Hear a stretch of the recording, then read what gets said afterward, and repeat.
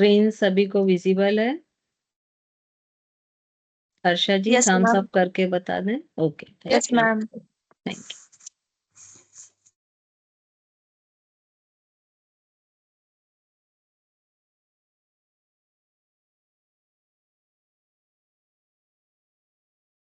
चलिए, तो सबसे पहले प्राणायाम। प्राणायाम में को हठ योग प्रदीपिका में अष्ट कुंभक भी कहा गया है, क्योंकि इसमें 8 प्राणायाम का जिक्र आता है और कुंभक शब्द से भी प्राणायाम को यहाँ पर रिप्रेजेंट किया जाता है।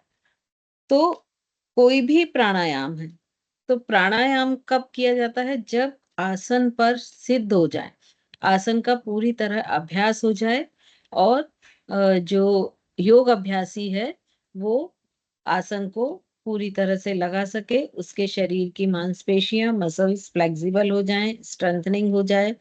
ये सारी चीजें जब वो आसन सिद्धि पा लेता है तो उसके बाद वो उसके अगले चरण पर मतलब प्राणायाम पर आता है। और अष्टांग योग के अकॉर्डिंग प्राणायाम चौथा बाह्य अंग है। ठीक है, फिर यहाँ पर 8 प्राणायाम का उल्लेख किया गया है। सूर्य भेदन, ऊंचाई, शीतली, शीतकारी, भस्त्रिका, भ्रामरी, मूर्छा और केवली। और चूंकि यही 8 प्राणायाम जो हैं ये गिरण्य संहिता में भी दिए गए हैं, तो इसीलिए हम इन दोनों को एक साथ लेके चल रहे हैं, हठ योग प्रदीपिका और घिरण्य संहिता दोनों। हठ योग प्रदीपिका में एक सूत्र मिलता है प्राणायाम के लिए। चले वाते चलम चित्तम, निश्चले निश्चलम भवेत, योगी स्थाणुत्वमाप्नोति, ततो वायु निरोधयेत्। मतलब इसमें अगर हम साधारण भाषा में कहें तो ये है कि जो मानव मन होता है वो बहुत ही चंचल होता है। वो किसी भी पल रुकना नहीं चाहता है, स्थिर नहीं होना चाहता है, हमेशा यहाँ से वहां अपनी चंचलता को लेके घूमता रहता है। तो हठ योग प्रदीपिका में ये कहा गया है कि यदि हम प्राणों को अपने नियंत्रण में कर लें, तो जब प्राण यदि हम नियंत्रण में करेंगे तो मन ऑटोमेटिक नियंत्रण में आ जाएगा। मतलब मन को नियंत्रण प्राणों से किया जा सकता है।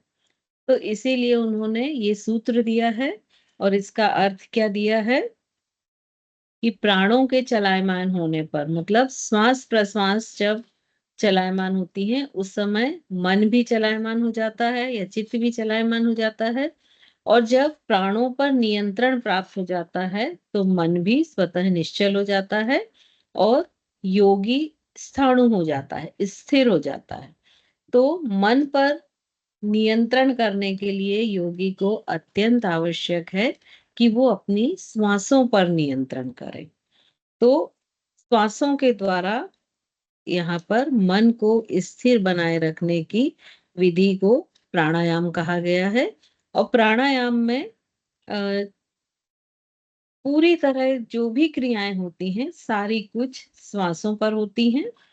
हठ योग प्रदीपिका में कहा गया है कि शरीर में जब तक प्राणवायु चलती है तभी तक वह प्राणी जीवित रहता है और जैसे ही उस प्राणी में प्राण वायु का अभाव हो जाता है तो वो प्राणी मृत कहलाने लगता है। और दूसरा उन्होंने ये बोला है कि ये जब प्राणायाम किया जाता है तो प्राणायाम करने से शरीर में जो 72,000 नाड़ियां हैं उनसे भी उनमें भी जो टॉक्सिन होते हैं, जो मल होते हैं, दोष होते हैं, वो पूरी तरह से निकल जाते हैं और वो दोष मुक्त हो जाती हैं। और जितनी ये नाड़ियां निर्मल होंगी उतना ही साधक का जीवन दीर्घ जीवन होगा और वो रोगों से दूर रहेगा। यहाँ पर प्राणायाम के जो 8 प्रकार हमने शुरू में देखे थे उन्हीं को रिपीट किया गया है। और इसको इन शॉर्ट याद रखने के लिए ये एक फ्रेम बनाया गया है कि जैसे सूर्य भेदन है तो राइट नॉस्ट्रिल से ब्रीथ करना है, ऊंचाई है, ऊंचाई को गले से करना है, शीतकारी है, ये कूलिंग ब्रीदिंग होती है, शीतली भी कूलिंग ब्रीदिंग होती है, भ्रामरी में हमिंग साउंड ब्रीद होती है। भस्त्रिका में तेजी के साथ श्वास इनहेल एक्सेल होती है। मूर्छा में जो होता है वो एक तरह से मूर्छा जिसको हम कहते हैं ना कि फेंट हो जाना, मूर्छाना, उस तरह से ब्रेथ को होल्ड करते हैं। और जो पल्लविनी होती है, इसमें भी पानी में ये की जाती है और श्वास को रोक के की जाती है। अब प्राणायाम का मतलब होता है कि कंट्रोल करना या प्राणों को एक्सटेंशन देना। और इस जब हम प्राणों को कंट्रोल करते हैं या एक्सटेंशन देते हैं तो उससे इमोशन और डिजायर, फिर जितनी भी नाड़ियों में ब्लॉकेज होते हैं, ये सारी चीजें, एनर्जी ब्लॉकेज होती हैं, ये सारी चीजें क्लियर होती हैं और ये ब्लॉकेज जो हैं ये सारे खुल जाते हैं। 8 तरह के प्राणायाम हैं। और नाड़ी शोधन, अनुलोम विलोम, ये एक प्रिपरेशन के तौर पर लिया गया है जिसको अल्टरनेट नॉस्ट्रल ब्रीदिंग भी कहते हैं। और ये ईड़ा पिंगला को प्यूरिफाई करता है।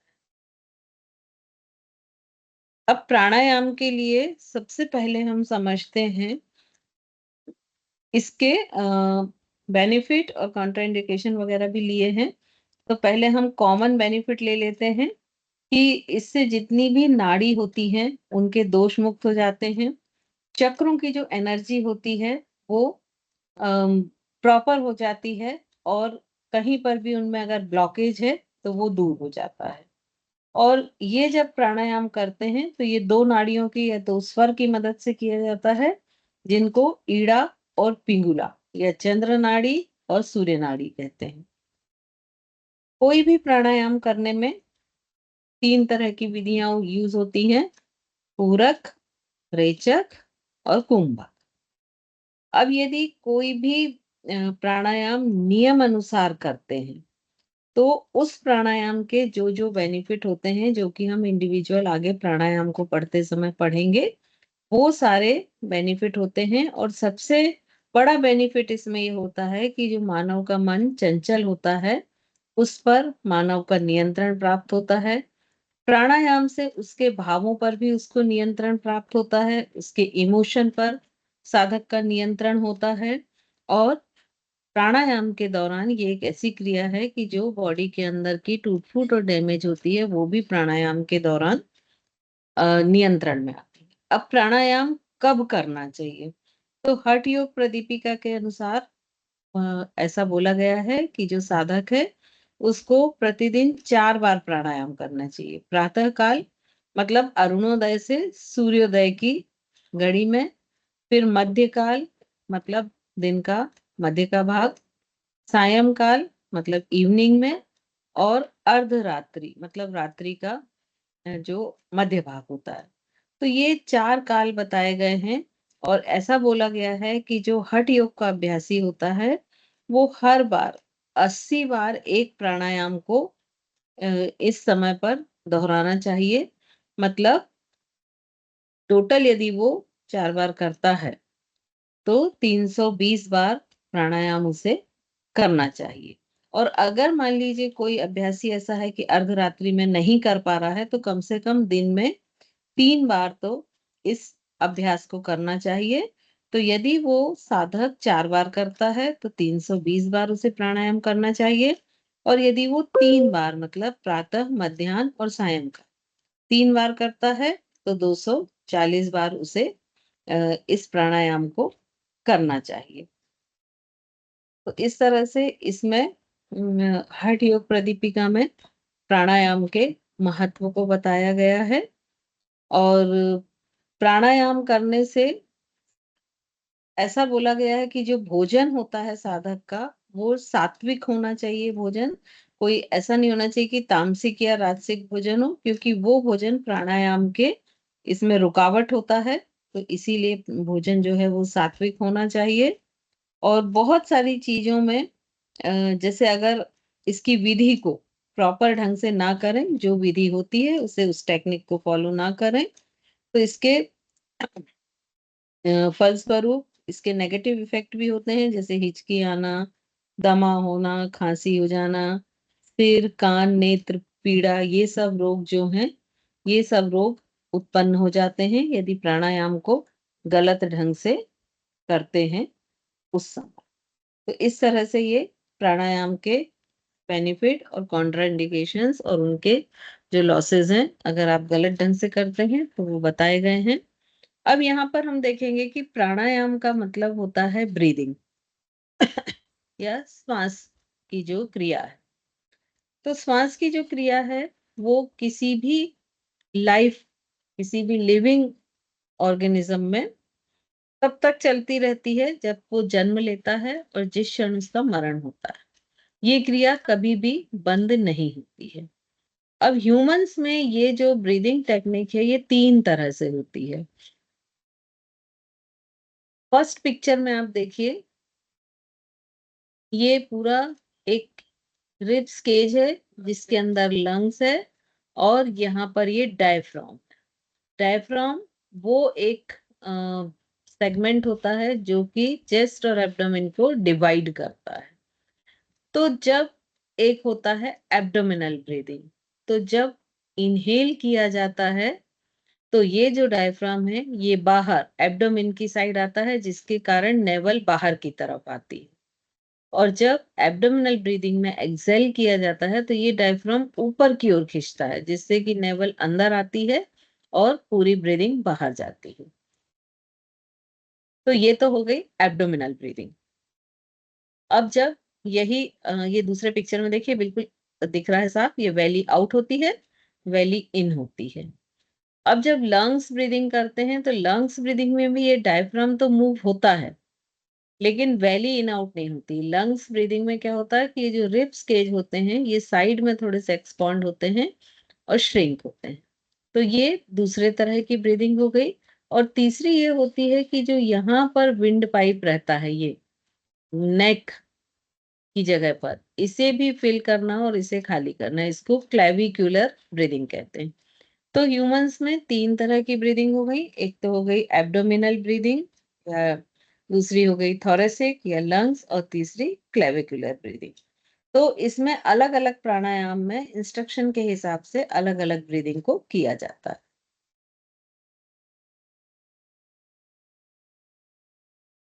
सबसे फर्स्ट आता है सूर्य भेदी प्राणायाम। ठीक है, तो सूर्य भेदी प्राणायाम में जिस तरह के आप इस पिक्चर में देख रहे हैं, इनहेल और एक्सहेल की प्रोसीजर है। और जो कि सूर्य भेदी प्राणायाम है, तो सूर्य भेदी प्राणायाम में साधक सूर्य नाड़ी को यूज करेगा। अब सूर्य नाड़ी कौन सी होती है? जब आपने नाड़ियां पढ़ रहे थे, ईड़ा पिंगला सुषुम्ना की थी, पढ़ी थी, तो पिंगला नाड़ी जो होती है वो सूर्य नाड़ी होती है। तो इस प्राणायाम में सूर्य नाड़ी से जो है इनहेल और एक्सहेल होता है और इसके अपने इंडिकेशन और कॉन्ट्राइंडिकेशन होते हैं। और ये जो इस प्राणायाम से 10 प्राण जो हैं वो इफेक्टेड होते हैं। यहाँ पर जो इसकी विधि बताई गई है सूर्य भेदी की, तो वो सूर्य नाड़ी ही बताई है। इसमें सबसे पहले किसी भी ध्यानात्मक आसन में साधक बैठता है, उसकी स्पाइन स्ट्रेट होती है जिससे सिर मेरुदंड पूरा स्ट्रेट लाइन में रहे। हाथ घुटने के ऊपर चीन या ज्ञान मुद्रा में रखते हैं। आंखें बंद करके कंप्लीट बॉडी को रिलैक्स करते हैं। जब कंप्लीट बॉडी माइंड रिलैक्स हो जाता है, आरामदायक स्थिति में हो जाता है और साधक की कंप्लीट अवेयरनेस सिर्फ ब्रीदिंग पर फोकस हो जाती है, तो उसे अ, दाहिनी नासिका से धीमी, गहरी और लंबी सांस लेना है। उसके बाद दोनों नासिकाओं को बंद करके रोकना है। जितनी देर भी श्वास को रोक सकते हैं, मतलब कुंभक करना है। और फिर कोशिश कर दें तो अगर मूल बंद और मूल उद्यान बंद और जालंधर बंद भी लगा सकता है साधक। और इसमें जो पूरक, रेचक और कुंभक, ये जो 3 प्रक्रियाएं होती हैं उसके लिए 1:4:2 का रेशो बताया है। मतलब यदि 1 सेकंड आप इनहेल कर रहे हैं तो 4 सेकंड उसको होल्ड कीजिए और 2 सेकंड एक्सेल कीजिए। लेकिन शुरू में इसको 1:3:2 रेशो भी कर सकते हैं कि 1 सेकंड आप इनहेल करें, 3 टाइम्स होल्ड करें और 2 टाइम्स एक्सहेल करें। और जब आपका कुंभक समाप्त होता है, तो पहले बंधों को खोलते हैं और फिर राइट नॉस्ट्रिल से ही ब्रीदिंग को आउट कर देते हैं, बाहर कर देते हैं, एक्सहेल कर देते हैं। तो इस तरह से ये सूर्य भेदी प्राणायाम होता है। इसकी लगभग 10 आवृत्तियां ऐसा बोला है कि करना चाहिए। जो एकदम बिगिनर्स हैं उनके लिए 1-1-1 का रेशो भी रख सकते हैं, 1-2-2 का भी रेशो रख सकते हैं, 1-3-2 का भी रेशो रख सकते हैं और लास्ट में 1-4-2 का। मतलब ग्रेजुअली एक एक स्टेप बढ़ते जाएंगे। स्टार्टिंग में बिगिनर जो है वो 1-1-1 का रेशो रखेगा। किस किस में? इनहेल, कुंभक और एक्सहेल में। जब ये सिद्ध हो जाएगा तो वो 1-2-2 का रेशो रखेगा। तृतीय चरण पे वो 1-3-2 का रेशो रखेगा और अंतिम चरण पे 1-4-2 का रेशो रखेगा। तो इस तरह वो इस रेशो को धीरे धीरे बढ़ाता जाएगा। अब ये चूंकि सूर्य भेदी प्राणायाम है तो ये बॉडी में हीट क्रिएट करता है, हीटेड करता है। तो मोस्टली ये ठंड के समय किया जाता है। इसमें सावधानी ये रखनी है कि इसको खाना खाने के तुरंत बाद में कभी भी नहीं करना है। और ये एक बहुत शक्तिशाली है प्राणायाम है। इसको हृदय रोग, हाई बीपी, मिर्गी, इन रोगों से जो ग्रसित है उसे ये प्राणायाम नहीं करना है। और ये प्राणायाम जिनको लो बीपी है या ये प्राणायाम शरीर की अग्नि तत्व को बढ़ाता है, तो अग्नि तत्व की जिनमें कमी है, मतलब बहुत अंतर्मुखी हैं, डिप्रेशन में रहते हैं, वो सब लोग ये प्राणायाम कर सकते हैं। इसके बाद ये वात दोष का निवारण करता है। तो जिनको वात से रिलेटेड समस्या है वो भी इस प्राणायाम को कर सकते हैं। तो इस तरह से ये सूर्य भेदी प्राणायाम किया जाता है। फिर आता है उज्जाई प्राणायाम। उज्जाई प्राणायाम जो है वो थोड़ा सा कठिन होता है। जो लोग शुरुआत में करते हैं उनके लिए ये संभव नहीं होता है, क्योंकि इस प्राणायाम में गले की जो मसल्स होती हैं उनको उन पे कंट्रोल होना बहुत जरूरी है और उनको कॉन्ट्रैक्ट करके अंदर की तरफ खींचा जाता है। कंठ मसल्स हैं। जैसे साधारण भाषा में यदि हम समझें तो हम ऐसा कह सकते हैं कि जब हम अपने सलाइवा को अंदर निगलते हैं तो आपने देखा होगा कि गले की मसल्स अंदर की तरफ श्रिंक होती हैं। बस वही पोजीशन होती है इस प्राणायाम के समय। तो जब सारे कंठ के मसल्स को कॉन्ट्रैक्ट करते हुए अंदर की तरफ खींच लेते हैं और उसको रोक के इनहेल और एक्सहेल करते हैं। तो जब इनहेल और एक्सहेल करते हैं और चूंकि कंठ संकुचित है तो एक हल्का सा साउंड क्रिएट होता है, क्योंकि आपने उस ट्यूब को कम कर दिया है, उसके जो अंदर के स्पेस था उसको कम कर दिया है, तो फ्रिक्शन बढ़ जाता है। तो जैसे छोटे बच्चे सोते समय एक स्नोरिंग साउंड करते हैं, वैसा साउंड क्रिएट होता है इसको करते समय। और इसमें भी अंतःकुंभक, जालंधर बंद, इन सबको लगाया जा सकता है ये करते करते। इसे भी 10 से 20 मिनट तक के अभ्यास के लिए शुरुआत में बोला गया है। इस प्राणायाम में सावधानी क्या रखनी है कि जो व्यक्ति स्वभाव से बहुत ही अधिक अ, अंतर्मुख है, डिप्रेशन में है, जिसकी मेंटल एनर्जी कम है, जिनको हार्ट प्रॉब्लम है, तो ये प्राणायाम उन्हें नहीं करना चाहिए। या कई बार ये प्राणायाम वो कर सकते हैं बिना बंध के, लेकिन किसी अच्छे कुशल निर्देशक के अंडर में ही करें। ये प्राणायाम भी बॉडी के टेम्परेचर को बढ़ाता है, मन को शांत करता है और ये मानसिक स्तर पर मन को शिथिल करता है। ये अनिद्रा को दूर करता है। अगर सोने की जिसको नींद ना आने की बीमारी है वो सोने के पूर्व शव आसन में ये प्राणायाम करता है तो उसकी अनिद्रा की जो बीमारी होती है वो दूर होती है। हाई बीपी में ये हेल्पफुल है। और जो आयुर्वेद के हिसाब से 7 धातुएं होती हैं, रक्त, अस्थि, मज्जा, वसा, वीर्य, त्वचा, मांस, इन सातों धातुओं को डिटॉक्स करता है। मतलब उसमें जो भी दोष हैं उनका निवारण करता है। साथ ही कफ, कब्ज और अगर अल्सर है, इसके बाद में कफ कोल्ड है, फीवर है, लीवर से जो लीवर के जो रोग होते हैं, तो ये प्राणायाम लगातार करने से ये जो सारे प्रॉब्लम्स होते हैं, ये नहीं होते हैं। और इस प्राणायाम को खड़े होके भी कर सकते हैं, लेट के भी कर सकते हैं और किसी ध्यानात्मक आसन में भी किया जा सकता है।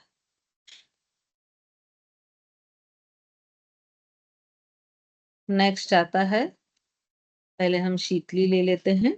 शीतली प्राणायाम, तो जैसे कि इसके नाम से ही आपको ध्यान है कि ये बॉडी के टेम्परेचर को क्या करेगा, कम करेगा।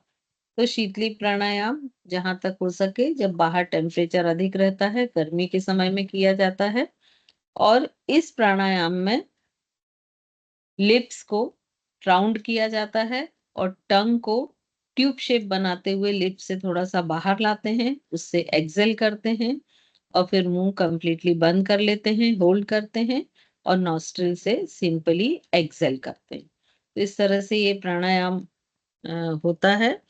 इससे ऐसा बोलते हैं कि इस प्राणायाम के करने से अजीर्ण, कफ, पित्त इनकी बीमारी नहीं होती है और ये जो मस्तिष्क के केंद्र होते हैं उस पर बहुत अधिक प्रभाव डालता है।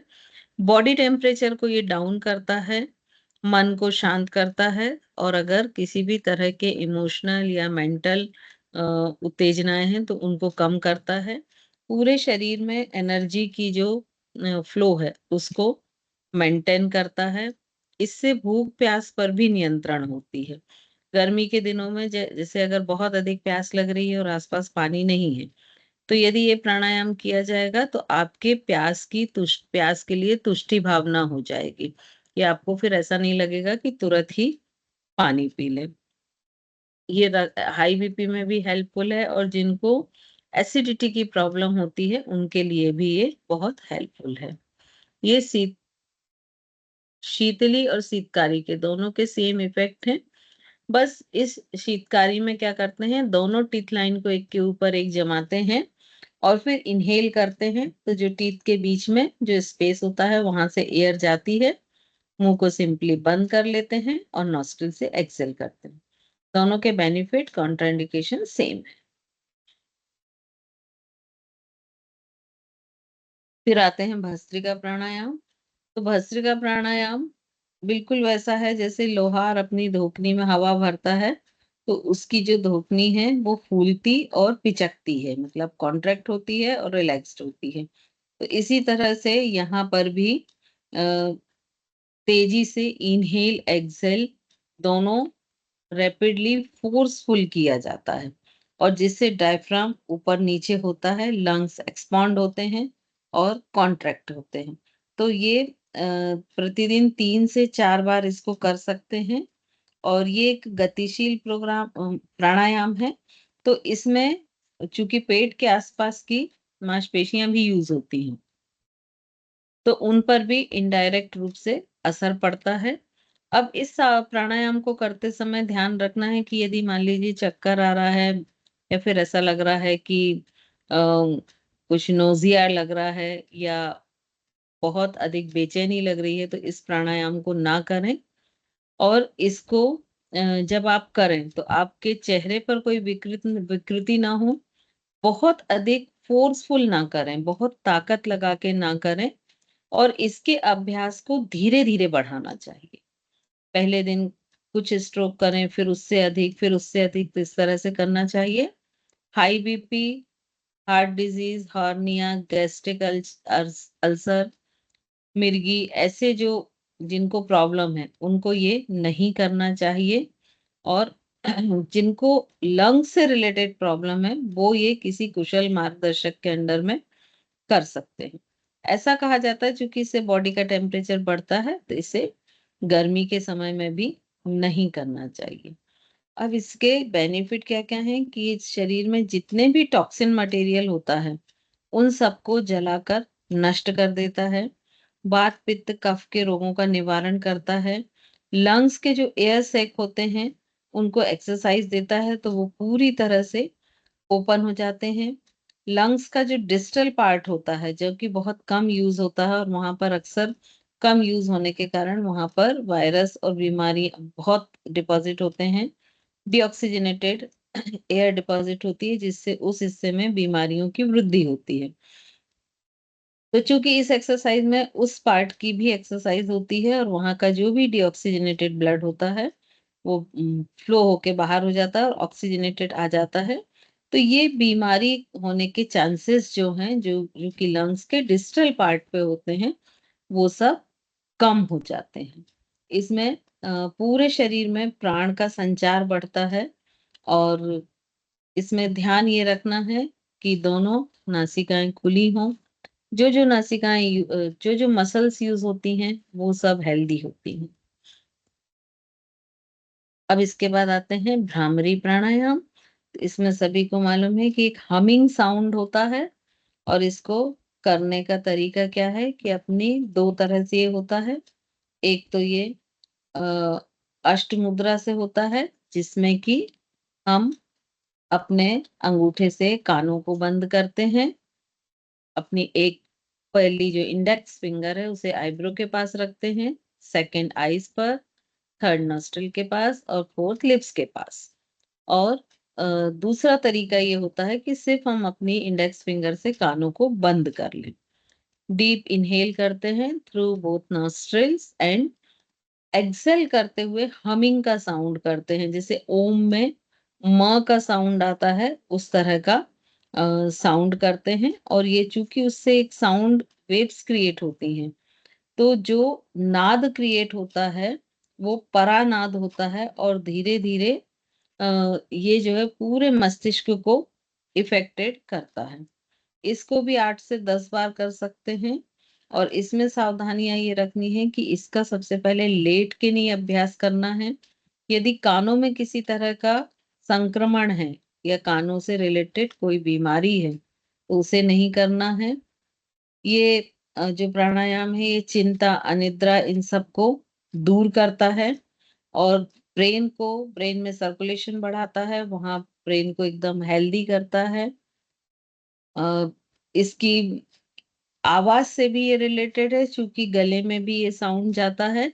तो आवाज से रिलेटेड जिन्हें प्रॉब्लम होती है उसे भी ठीक करता है। अब नेक्स्ट है मूर्छा प्राणायाम। मूर्छा का साधारण अर्थ होता है कि जैसे बेहोश हो जाना।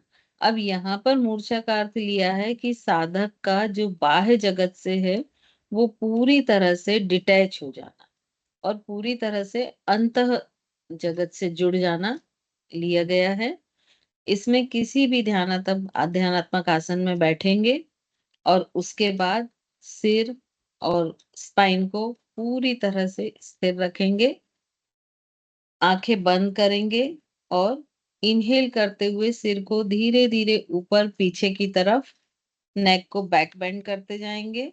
और लगभग वो छत की तरफ ना होके लगभग नेक जो है वो 35 डिग्री तक इसे उठाएंगे। और जब 35 डिग्री तक सिर को ऊपर उठाते हैं तो आंखों को पूरी तरह खोल देंगे। और उसके बाद कोहनी हाथों को उससे घुटने पर दबाव डालेंगे, कोहनियां एकदम सीधी रखेंगे। जितनी देर कुंभक लगा सकते हैं लगाएंगे। आंखें खोलने के बाद दृष्टि को सांभवी दृष्टि में करेंगे। सांभवी मुद्रा भी आगे आएगी, तब आप लोग समझ जाएंगे।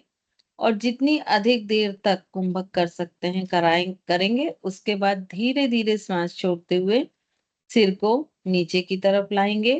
जब सामने की तरफ सिर आ जाएगा तो फिर से आंखें बंद हो जाएंगी और धीरे धीरे कोशिश करेंगे कि चिन को कॉलर बोन के सेंटर में टच कर ले।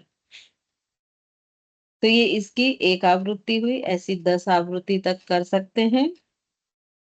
ये प्राणायाम जिनको हाई बीपी है या चक्कर आते हैं या सिर में किसी तरह की चोट लगी हुई है, किसी तरह की बीमारी है, हार्ट या लंग से रिलेटेड कोई प्रॉब्लम है, तो उसे ये नहीं करना चाहिए। इसकी जो आवृत्तियां हैं वो धीरे धीरे बढ़ाना चाहिए, पहले दिन ही बहुत अधिक नहीं करना चाहिए। ये चूंकि एक शक्तिशाली अभ्यास है, तो ऐसा कहा जाता है कि जो इसे सिद्ध कर लेता है वो आत्म आनंद की अनुभूति प्राप्त करता है। जैसे जैसे उसकी कुंभक की अवधि बढ़ती जाएगी वैसे वैसे उसके आनंद में वृद्धि हो जाएगी। उस साधक का मन बाहिर्मुखी ना होके अंतर्मुखी होने लगेगा, मतलब बाह्य जगत से धीरे-धीरे कटने लगेगा और अंदर जगत से जुड़ने लगेगा और धीरे-धीरे वो बाह्य जो गंध, स्पर्श, शब्द जो संवेदनाएँ हैं, उनसे वो विच्छेदित हो जाएगा और अंदर की तरफ वो डाइवर्ट हो जाएगा।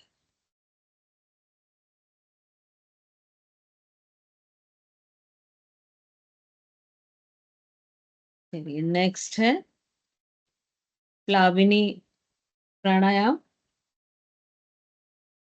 अ, ये प्लाविनी प्राणायाम जो है, ये पानी में किया जाता है और पानी में आप चित्र में जिस तरह से देख रहे हैं कि पद्मासन लगाकर और साधक अपने आप को पानी में फ्लोट कराता है और उसके साथ ही वो इनहेल एक्सहेल करता है। इसी तरह से इस प्राणायाम को किया जाता है। इसमें बहुत सारी चीज़ों का ध्यान रखना होता है कि जैसे पानी साफ हो, वो बहुत गंदा ना हो, साधक ठीक तरह से तैर रहा है कि नहीं, इस चीज़ को देखा जाए। फिर उसके बाद में साधक जितनी देर तक पानी में रहता है, वो उसकी बॉडी जो है उसे स्वीकार करती है कि नहीं, ऐसा तो नहीं कि बहुत पानी में रहने से उसे सर्दी जुकाम या बीमारियां होने लगती हैं। तो ऐसे बहुत सारी चीजों का ध्यान रखना पड़ता है। इसमें देखना पड़ता है कि जिस साधक को हार्ट से रिलेटेड प्रॉब्लम हो, कफ कोल्ड हो, इस तरह से कोई भी प्रॉब्लम हो तो उसे ये प्राणायाम नहीं करना। इसके अलावा हिरण्य संहिता में एक और प्राणायाम बताया जाता है जिसको हम केवली प्राणायाम बोलते हैं। तो केवली प्राणायाम में क्या करना है, ये एक केवली अवस्था का परिचय है और इसमें अजपा जप किया जाता है और 3 शरीर के मुख्य केंद्रों में श्वास की कल्पना की जाती है। मूलाधार, अनाहत और सबसे ऊपर आज्ञा चक्र। तो इसमें ऐसा किया जाता है कि कोई एक मंत्र लिया जाता है और जब श्वास ऊपर की ओर चढ़ रही है, तो अनाहत ऐसा महसूस करें कि श्वास मूलाधार चक्र से अनाहत चक्र होते हुए, आज्ञा चक्र से होते हुए नासिकाग्र तक पहुंच रही है और जब श्वास छोड़ते हैं तो ऐसा महसूस करना है कि वो नीचे मूलाधार की ओर जा रही है। तो ये जो 3 केंद्र हैं इस पर बहुत जोर दिया जाता है और कोशिश किया जाता है कि इसमें श्वास की संख्या और लंबाई बढ़ानी चाहिए और दीर्घ जीवन के लिए प्रति मिनट की जो श्वास की संख्या होती है, वो छोड़ी गई श्वास की संख्या की लंबाई से कम होनी चाहिए। मतलब लेने वाला इन्हेलेशन अधिक होना चाहिए, एक्सहेलेशन कम होना चाहिए और ये रेशो जितना मैनेज होता है उतनी आयु बढ़ती है। तो इस तरह से ये केवली प्राणायाम है और ये आप लोगों की 4th यूनिट यहाँ कंप्लीट होती है।